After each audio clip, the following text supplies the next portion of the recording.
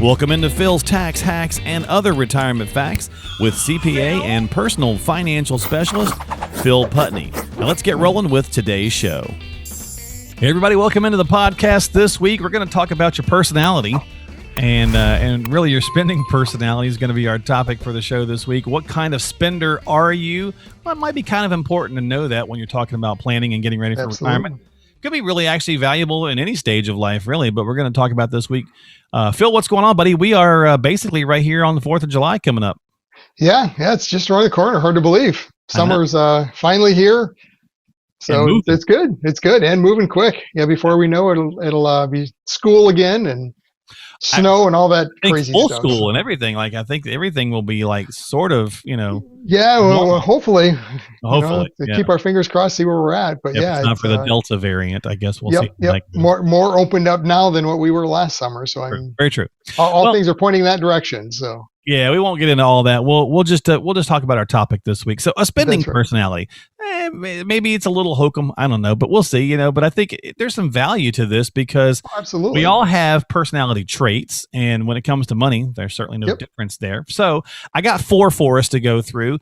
Basically, your many years of experience. You just kind of tell me and the listeners what you see with some of this, and we'll play along as well. I'll talk about what type I am based on this list.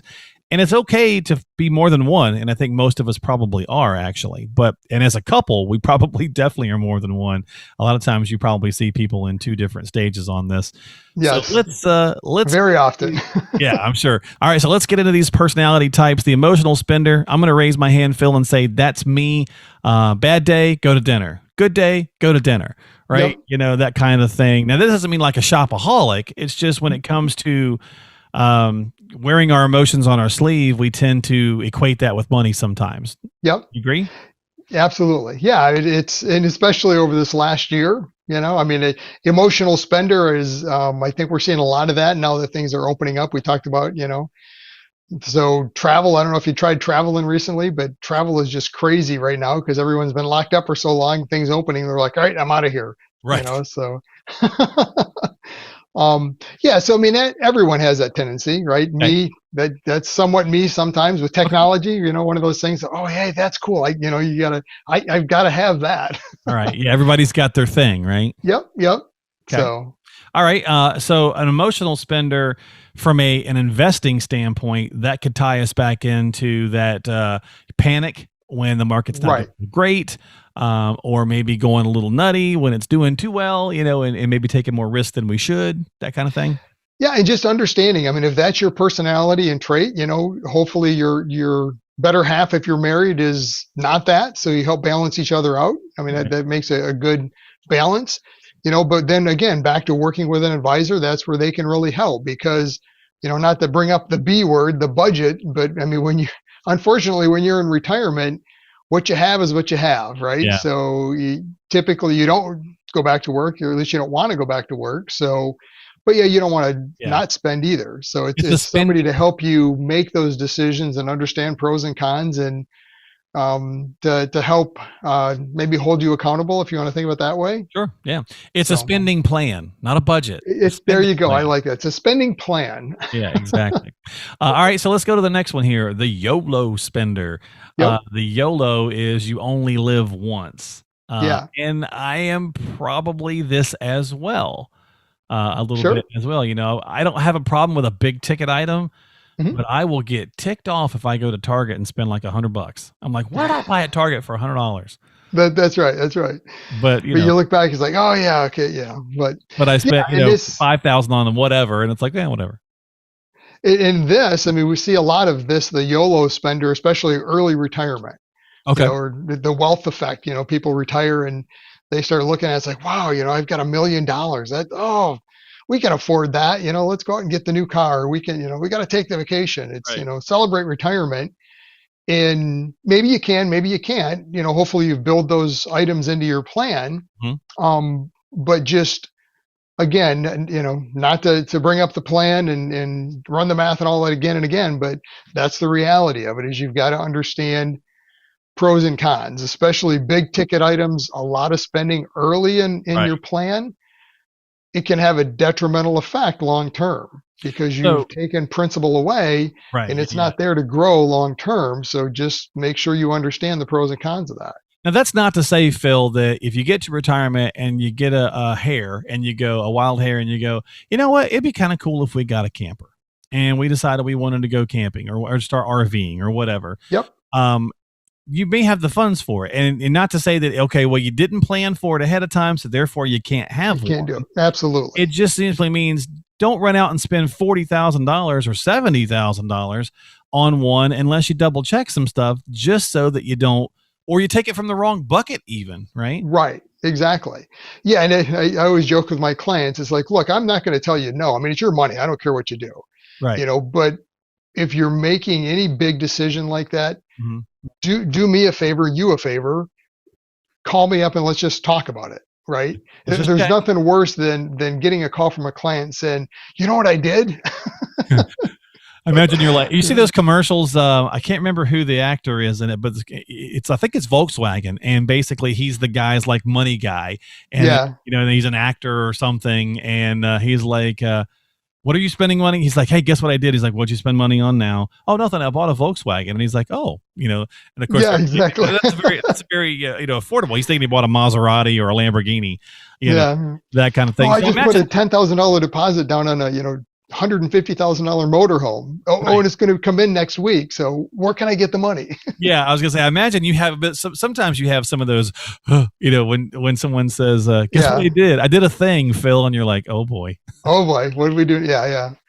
And at the end of the day, it is what it is. We'll work through it, but there's better ways maybe to approach it. And that's really Right. an advisor is just that. They're an advisor, right? They're not mom or dad. They don't hold the purse strings. Yeah. They're there to give you advice, tell you pros and cons, walk you through that. Right. Hopefully bring some reason to a decision. But Yeah. at the end of the day, it's your plan, it's your money. I'm not going to prevent There you, you or go. your advisor shouldn't prevent you from doing whatever you're going to do. Maybe I like that. Maybe a better way to approach it. That's Right. enough said. That's right all it there. comes down to is, Yeah. not to talk you out of it, but maybe there's a better way to approach it. So, Okay. How about the savvy spender? That's our next one on the list. This is probably the ideal kind of person for a CPA and an advisor. This mhm. is that balanced person. Yeah. And that's personally, I mean, that's kind of where I fit. And, Okay. and my wife's always, when I make a bigger purchase, she's like, "Oh, I'm surprised to see that. How did you justify?" Because in my mind, I'm always trying to justify certain things. Sure. So that's me. I mean, I'm more savvy in spending, but yeah, it's probably a good personality, very balanced. At least for one of the spouses, they can help offset each other, Mhm. and bring some balance into the equation. But unfortunately, sometimes the savvy can maybe get too miserly, and that, I mean, that's another one we'll talk about, but, Mhm. just understanding your spending pattern, and Yeah. making sure that it doesn't create conflict. And that's the other part is, when you're looking with a couple is making sure you understand each other Yeah. and can walk through and help with some of that. Cause I've got some clients, I can tell you that, they'll come in and the wife's like, well, he never wants to spend anything on the house. It's falling apart. And, so, but Okay. you just got to understand the pros and cons and balance each other out and Well, work through it. let's talk about that miser, that final one, and then we'll Yep. quickly touch on the fact that probably the worst thing is as an advisor is to have a miser and a YOLO sitting across from you. One wants to spend it all, and the other one wants to save it all, and try to That's find a right. happy That's right. And balance. I can Yeah. tell you there's a lot of discussion that happens at home. I imagine. But you know what? Look, miser maybe has a negative connotation to it, but it doesn't have to be. But a lot of times these folks, it's not that they're quote unquote tight. It's that maybe that's just the upbringing or whatever. They're Absolutely. uncomfortable taking the risk or spending the money. And a lot of times we see this, Phil, until people truly realize it's okay to do it. They have to learn. I'm Right. actually good. My plan's there. It's sound. I'm gonna be okay. Yeah. Yeah. And to your point, I mean, a lot of times this does come because of upbringing. I mean, from our generation, our grandparents, Mhm. at least on my side, were very miserly because of what they saw their parents go through.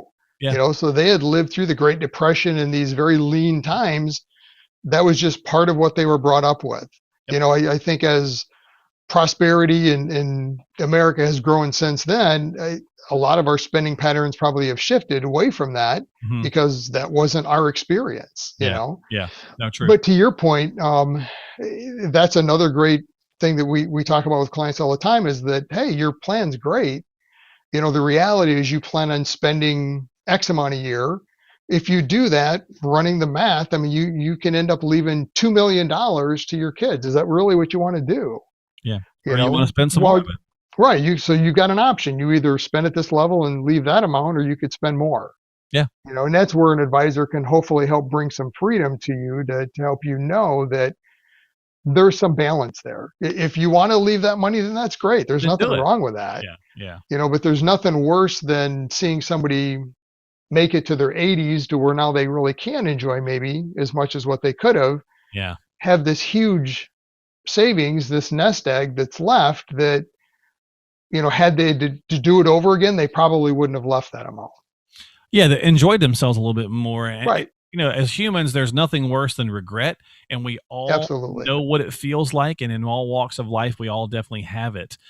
So let's try not to have it right when we get to retirement. That's kind of when we want to get there and hopefully not have too much more regret, right? We're already going to have it from other things in our life when we're at retirement age, looking back when we were younger and maybe opportunities we didn't take advantage of. Let's try not to do it with our finances by having a good, strong plan in place Right. and being more balanced than necessarily one or the other of these personality traits. And maybe a little bit of all of them would be a good way to go about it. Sometimes you need to be a little miserly. Sometimes you need to be a little emotional. Sometimes you need to be a little savvy, you know? And I think if you look at it, the reality is we're all of us probably live in one of these states at some different point in times. time. Yeah. Yeah. And it really comes down to helping you not have those regrets, you know, on either side. The worst regret to me, though, is that you've spent it all and now you're in serious trouble, you know, True. later in Yeah. retirement. Yeah, you're And living in that's, your kid's basement. Yeah, not good. yep, yep. That's never an easy or fun discussion to start having if you see a client heading in that direction. But Yeah. I'd much rather have that discussion of, hey, things are going great. You could really spend more if you wanted. Right. You know, that's a great discussion to have. But as the other side of that table, I'd rather hear that I'm in real trouble than not, so that Yes. I maybe start to make some changes. So again, Yep. it's why it's important to know your personality type, or at least be honest with yourself and somewhat close to it, so that your advisor can then also know that personality type and be able to help build a plan that works for whatever it is that you might be. Don't forget to subscribe to us. Hit the little subscribe button on YouTube or Apple or Podcast or Google Podcast or whatever it is that you're using. There's a little heart or a follow or whatever it might be, but that's all available to you. So you can find it all at philstaxhacks.com. That's philstaxhacks.com. Phil, I'm going to let you go this time, and I'll see you here soon for another podcast. Investment advisory services offered through AFS Wealth Management. The content of this program is provided for informational purposes only and is not a solicitation or recommendation of any investment strategy. Investments and or investment strategies involve risk, including the possible loss of principal. There is no assurance that any investment strategy will achieve its objectives.